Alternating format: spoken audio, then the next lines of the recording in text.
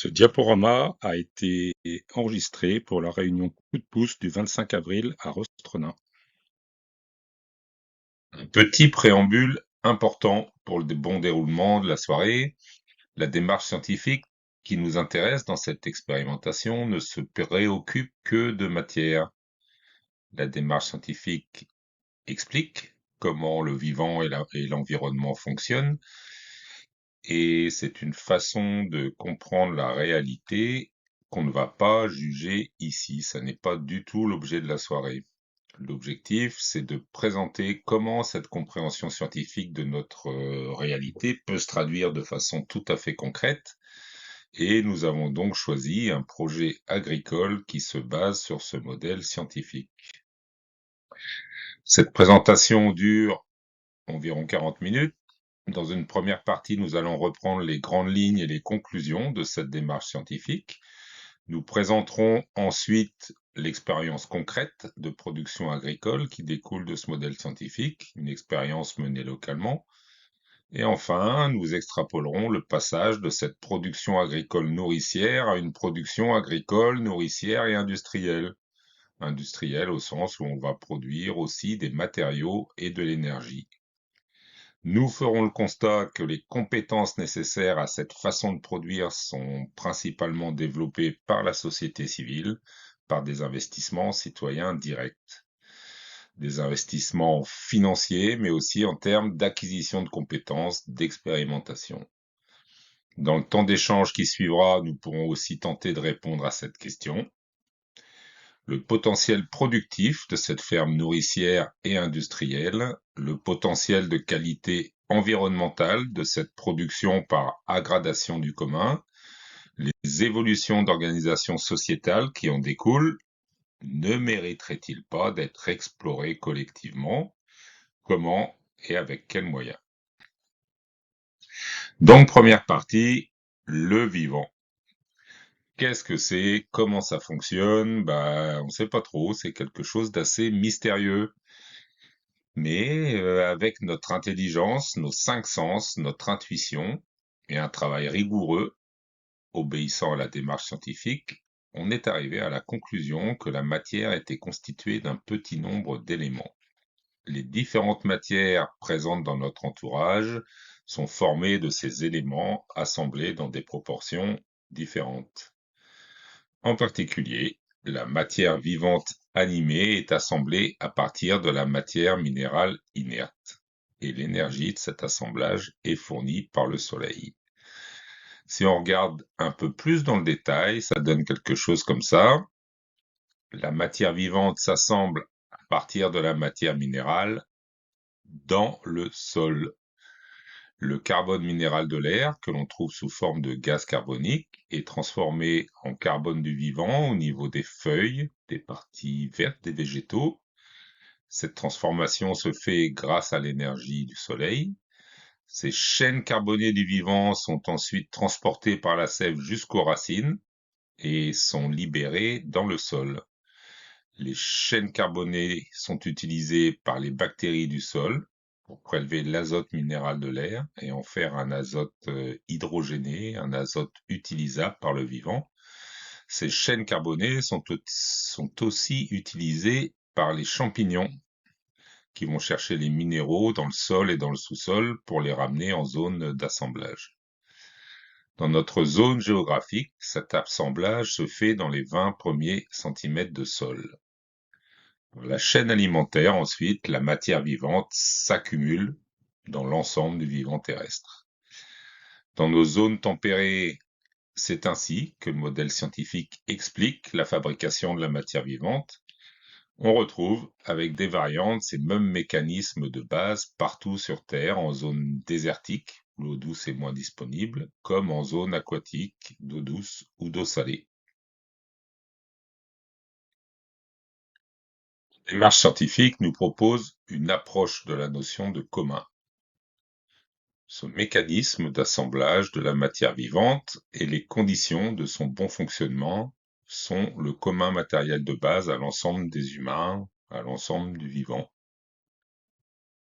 En milieu terrestre, l'atmosphère, l'eau douce, le sol, avec une mention spéciale pour les 20 premiers centimètres, ainsi que les végétaux, les bactéries du sol et les champignons, sont à la base de cette production de la matière vivante. Et cet ensemble, pour bien fonctionner, nécessite des conditions environnementales stables et de qualité. L'atmosphère joue un rôle particulier pour la stabilité environnementale. L'atmosphère se compose à 99,9% de gaz très stables, incapables d'emmagasiner de l'énergie, principalement de l'azote et de l'oxygène. Une infime partie de l'atmosphère, 0,1%, est composée de gaz hétérogènes. Chacun de ces gaz hétérogènes est composé de plusieurs éléments différents, aux liaisons moins fortes, moins stables et plus sensibles aux variations d'énergie. Cette infime partie de l'atmosphère, c'est 0,1% de gaz hétérogènes, absorbe une partie du rayonnement solaire et de la chaleur émise par la Terre et ainsi régule la part d'énergie restant à réchauffer la planète. Ces 0,1% de gaz hétérogènes sont composés à 70% d'eau et à 28% de gaz carbonique. Concernant les variations de l'eau atmosphérique, le mécanisme est simple. L'eau atmosphérique augmente par évaporation quand la planète se réchauffe et diminue par condensation quand la température baisse. Concernant les variations du carbone atmosphérique, les explications scientifiques font intervenir le volcanisme et le fonctionnement du vivant. Il est évident que les conclusions scientifiques concernant l'influence du vivant sur la composition atmosphérique en gaz carbonique ne sont valables qu'en dehors de perturbations planétaires extrêmes. Si le Soleil s'arrête de briller, si une météorite géante percute la Terre, si la Terre entre dans une période volcanique hyperactive, si nos grands chefs d'État et nos grands accumulateurs planétaires estiment que nos différends et leurs intérêts nécessitent une guerre nucléaire plus ou moins totale, cette régulation sera complètement insuffisante. Par contre, en période planétaire relativement stable, comme celle que nous avons la chance de vivre actuellement, la démarche scientifique nous explique que, à cause de l'eau atmosphérique qui suit et amplifie les effets du carbone atmosphérique, la concentration en gaz carbonique de l'atmosphère pilote la part d'énergie solaire restant réchauffer la Terre. La démarche scientifique nous explique aussi que le vivant est un facteur efficace de régulation du carbone atmosphérique car le stock de carbone dans la matière vivante et le stock de carbone dans l'atmosphère sont de taille comparable et les échanges entre ces stocks-là sont intenses et rapides de l'ordre de l'année.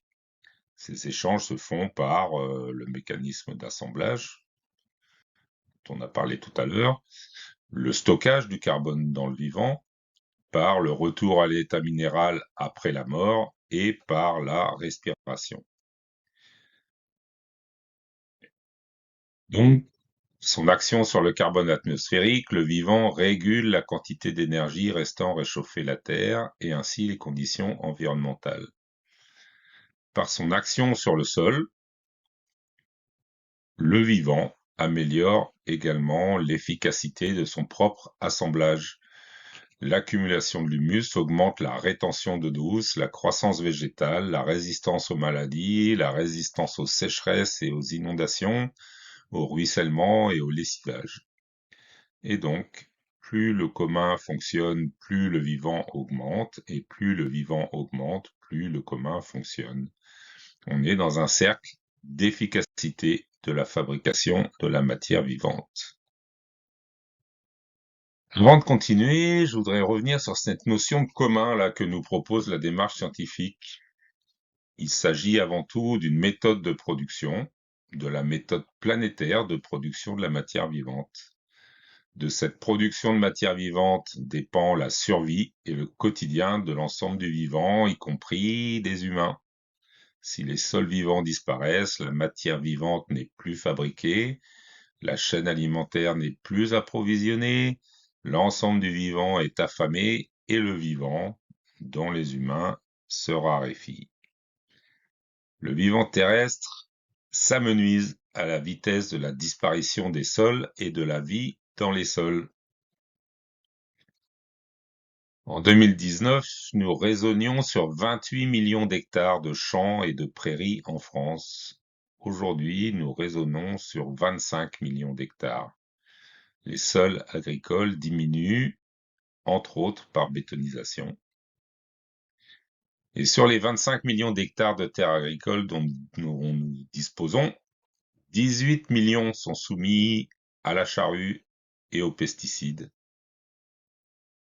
Le pourcentage de terres agricoles soumis à la charrue et aux pesticides, avec de grosses perturbations des 20 premiers centimètres de sol, augmente régulièrement par disparition de l'élevage sur prairie.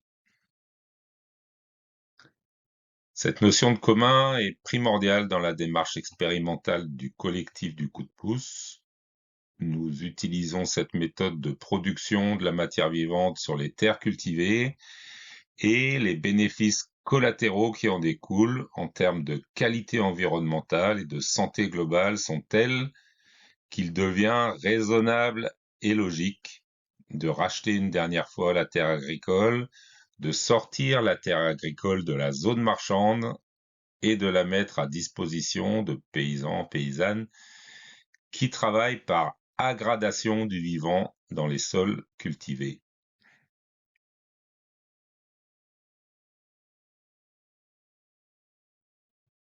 Ce qui nous amène donc au modèle de production en zone sauvage.